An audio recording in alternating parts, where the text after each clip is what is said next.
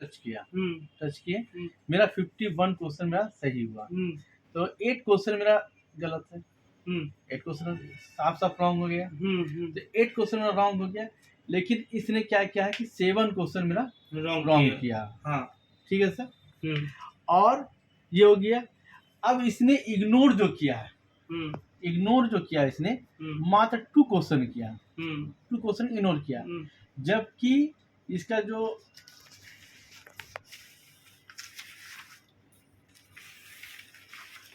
ये आपका question paper, इनका क्वेश्चन पेपर में जो है 6 क्वेश्चन आपके इसका इग्नोर है, ठीक है सर। इसने हमारा परसेंटेज जो बनाया, जो परसेंटेज बनाया, इसने हमको 98 से परसेंट बनाया, ठीक है सर, 98। हाँ, लेकिन यहाँ पर हमको परसेंटेज बनना चाहिए था 94 से, तो स्वाभाविक सी बात है जब 98 से हम अगर 98 में अगर हम 51 लाए हैं और हम अगर 94 में 51 लाए तो ऑटोमेटिक यहाँ पर परसेंटेज बढ़ेगा ऑलरेडी। तो मेरा 6 क्वेश्चन मेरा परसेंटेज यहाँ पर इसकी वजह से, ये इग्नोर की वजह से मेरा परसेंटेज यहाँ पर घट गया। एक बार अब आपको सवाल ये होगा सर कि 7 रॉन्ग किए थे जबकि आपका रॉन्ग 8 था, इसने जो 6 क्वेश्चन जो इग्नोर किया है, जो 6 क्वेश्चन इनका इग्नोर है, इसी इग्नोर क्वेश्चन में हम जो है 2 क्वेश्चन टच किए थे सर, 2 क्वेश्चन टच किए। जब हमने 2 क्वेश्चन टच किए तो ऑलरेडी ये हो गया कि हमने जो 8 क्वेश्चन जो मेरा गलत है, इग्नोर से 2 क्वेश्चन गलत है, तो जब आप इसको इग्नोर ही कर दिए तो मेरा तो रॉन्ग 6 क्वेश्चन हुआ सर।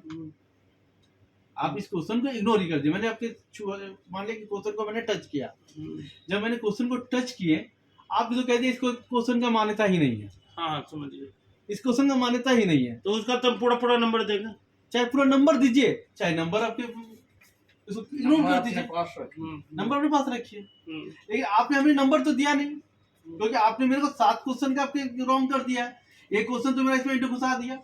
हमने वहां पूछा रेलवे के पदाधिकारियों से, क्योंकि आपको अभी दिखाएंगे जितना प्रूफ है लीगली नोटिस का सारा बात होगा अभी जी। तो हमने जब पूछा कि आप ये बताइए कि आपने जो क्वेश्चन इग्नोर किया था या गलत हो गया था, क्या उसका नंबर आपने जोड़ा था? तो सर सारे नंबर जोड़े गए थे। अभी आप बता रहे नहीं जोड़ा गया, कैसे जोड़ा जाएगा सर? आप सर इसका परसेंटेज निकालिए, अब इसका परसेंटेज निकालो, तो निकालो 100 को करो 49 से,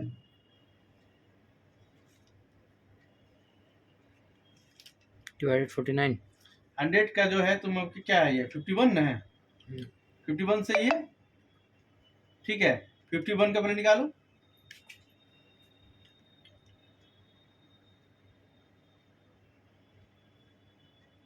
और 51% हुआ ना जी, हाँ 51% हुआ ना। अब आपके आप ऐसा कीजिए 7 क्वेश्चन का आपके 0.3 से मल्टीप्लाई कीजिए, 0.33 से, तो 1/3 है सर, 2.1।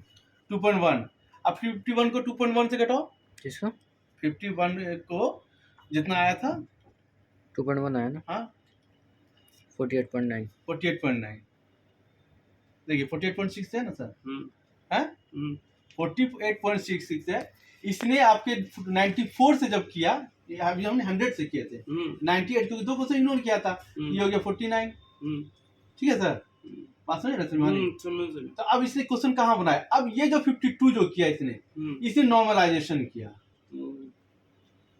अब मैं दिखाता हूँ नॉर्मलाइजेशन का कहानी सर। अब देखिए मैंने एक लड़के का ग्रुप से डाउनलोड किए थे, तो इसने आपके टोटल अटेम्प्ट किया 76, टोटल करेक्ट हुआ 44 और 32 इसका रॉन्ग हुआ, इसका क्वेश्चन एक इग्नोर हुआ। क्या नाम है इस लड़के का? ये है मुकेश कुमार मीना। रोल नंबर बता दीजिए। राजस्थान का लड़का है क्या ये हमको जानकारी नहीं सर, आपके ग्रुप में आया था, मेरा राजस्थान का होगा, ये हमको जानता होगा जो भी हो सर। तो 99 इसका सर रॉ मार्क्स जो आया इस हिसाब से 99 से इसका आया आपके 33, 100 से किया तो ये 33.67 हुआ। इसने इतना नॉर्मलाइजेशन कर दिया, इसने 57.89 हो गया। अब नॉर्मलाइजेशन के कारण इसको डीएवी मिल गया, ठीक है। तो नॉर्मलाइजेशन इसको ज्यादा हो गया सर, मेरे रिस्पेक्ट में बहुत नॉर्मलाइजेशन हो गया। हमको सिर्फ 1 या 2 नंबर, बल्कि और हमारा क्या गलती किया उसने कि 8 क्वेश्चन को 6 क्वेश्चन मेरा इग्नोर कर नहीं किया, अब प्लस 1 क्वेश्चन मेरा और इसमें इंटर कर दिया। गलत हमको यहाँ पर जो है 6 करना चाहिए था उसको, लेकिन हमने 7 कर दिया, ठीक है सर। तो अब इसको सर इसका देखिए, इनका एक्यूरेसी भी देखिए, इसने 76 अटेम्प्ट किए और 44 करेक्ट हुआ। अब 32 आपके इसका रॉन्ग हुआ। हमने सर 59 आपके अटेम्प्ट किए, मेरा 51 सही हुआ। तो मेरा एक्यूरेसी इससे अच्छा है या नहीं? उसके बाद भी सर हमारे साथ इस तरह से क्या गया। हाँ, ये बनेगा केस और फाइट होगा और हो रहा जी। नमस्ते, अभी हमारे समक्ष भागलपुर से सरवर अली जी आए हैं और ये घोटाला बताएंगे जो भारतीय रेलवे और दिव्यांगजन विशेष कोड, जो दिव्यांग अधिकार और दिव्यांग संविधान की रक्षा करने के लिए बनाया गया है, और वो किस प्रकार से दिव्यांग की रक्षा तो छोड़ दीजिए, बहुत दूर की बात है, दिव्यांग को प्रताड़ित कर रहे हैं और किस प्रकार से दिव्यांगों को उनके अधिकार से वंचित कर रहे हैं, इसका पूरा वानगी आपको सरवर अली जी से प्राप्त होगी। सरवर अली जी पूरा समस्या बताएं। नमस्कार सर, सबसे पहले मैं आपको केस नंबर आपसे अवगत कराऊंगा। ये कब की समस्या है? ये सर आपके 26/7/2022 को आरआरबी ने इस केस के नंबर, मेरा केस नंबर है 13-3-27-10-11-2022। इस सीसीपीटी सर आपके आरआरबी को मेल किया इस केस के रिगार्डिंग, क्या आप इसका जवाब दीजिए। पहले तो हम जानना चाहेंगे, फर्स्ट जो लेटर आया था आपको उसके और सेकेंड जो लेटर आया उसमें कितने दिन का फासला था? सीसीपीडी के और आरबी के दोनों के मेल लेटर के बीच में फर्स्ट लेटर बात कर रहा हूँ सर, दोनों के लेटर के बीच में 15 से 20 दिन का फासला था। हाँ। उसके बाद आरआरबी ने उस जो लेटर लिखा था उसमें मैं आपको पढ़ के सुनाता हूँ, जो मेन कंक्लूजन उसका है। एक सेकंड सर।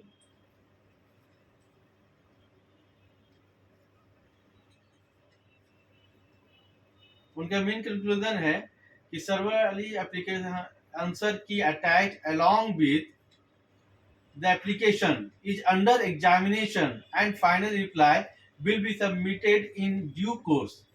कहने का मतलब ये है कि मैंने जो कंप्लेंट किया था वो मेरे एप्लीकेशन को और उसका जो क्वेश्चन पेपर जो है मैंने दिया था उसको कहा था कि दोनों को मैं मिलान करूंगा, उसके बाद मैं इसका जवाब दूंगा। तो अभी तक आरआरबी ने हमें इसे जवाब नहीं दिया, लेकिन सीपीपीटी ने जो क्या किया कि हमें आपके हेयरिंग के लिए भेज दिया।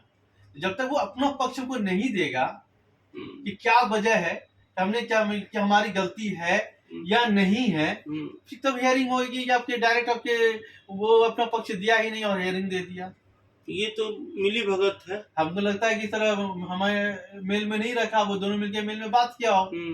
हेयरिंग में आपके हमें बुलाकर हमें बगलाकर हमें हरा और ये लेटर किसके नाम से? क्योंकि हम बोलेंगे सर ये मैंने आपके कोई भी कंप्लेन किया वो सौरभ कुमार सर तोषिया सचिव यानी आपके द्वारा मैंने किया, मतलब प्रमुख हम है। हाँ प्रमुख आप।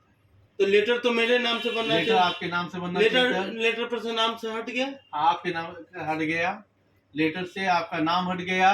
क्यों? आप अपने मुख से बोलिए, क्यों हटाया गया होगा? आपको क्या लग रहा है? घोटाला की बात होगी सर, और वो की बात है। सिंपल सी बात है सर, जब से मान लिया कि आपका नाम से लेटर से हटा दिया, फर्स्ट बार में सीपीपीटी ने आपको मेल में रखा, लेकिन आरआरबी ने आपको मेल से हटा दिया। उसके बाद जो सेकंड लेटर हमें सीपीपीटी ने लिखा है हायरिंग के रिगार्डिंग, उसमें भी आपको हटा दिया। हम ये भी जानना चाहेंगे क्यों हटाया। और ये भी तो हो सकता है कि जो लेटर आपको जांच के लिए आया, आपको एक कॉपी भेजा होगा, तो दिल्ली निश्चित रूप से दिल्ली सीसीपीटी को एक कॉपी भेजा होगा। इस बात को गौर से पूरे भारत के दिव्यांग सुन ले कि दिव्यांग जन का जो कोर्ट है, जो दिव्यांग अधिकार आरक्षण का पालन करता है, वो किस प्रकार से हनन कर रहा है।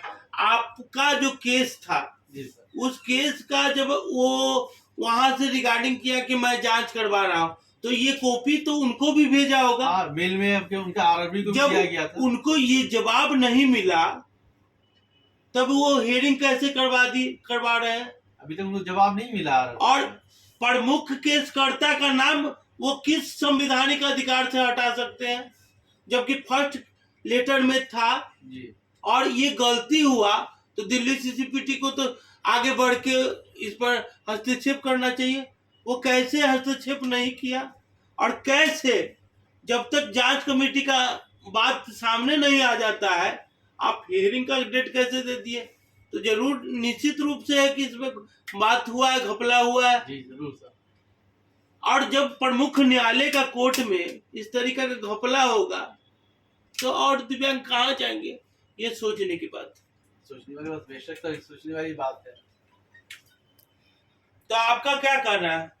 मेरा कहना ये है सर कि जब तक आरआरबी जो उसने कहा कि मैं तो अपना जो काम है उसको कंप्लीट करके हम आपको रिप्लाई करेंगे, हम उनका रिप्लाई देखना चाहते हैं कि वो क्या रिप्लाई किए।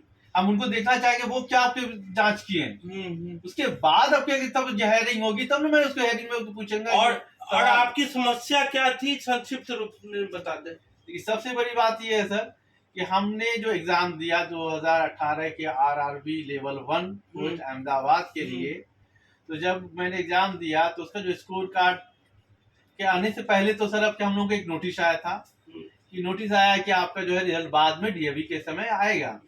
हम लोग ने क्या किया कि सर डीएवी वगैरह के लिए हम लोग भी दौड़ना शुरू कर दिया, विकलांग का अपना सर्टिफिकेट वगैरह रेनुअल वगैरह कराने लगे।